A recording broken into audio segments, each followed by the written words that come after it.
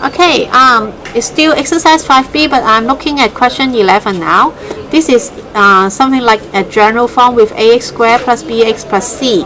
Okay, I'm going to ask you to transform it into the vertex form, which is y equals to something a bracket x minus h all squared plus k, where the vertex is equals to hk. Okay, this is what we are going to do, the transformation of this general form into the vertex form. Okay, by how do I do that? It is by completing the square. Okay, remember what we learned previously in this video. We are going to add a term and minus a term so that we can factorize this part into something called perfect square. Okay, so let's do that.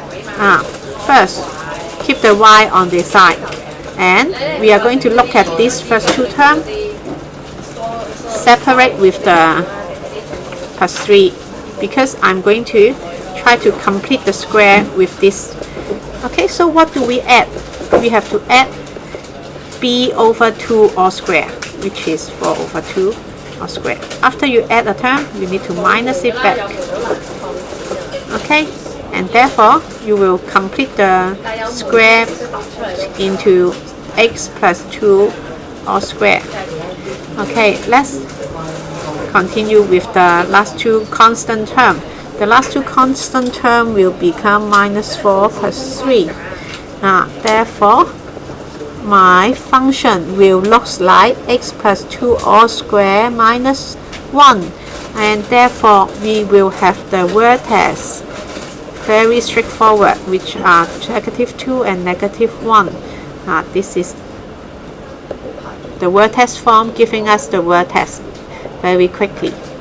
Okay, the question in the textbook asks you the maximum or minimum value and the corresponding value of x.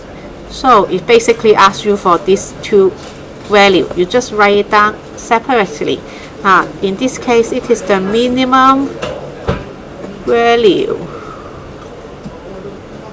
is negative 1, where the x corresponding x is negative 2. Okay, this is how you answer question 11 to question 16. Can you do this now?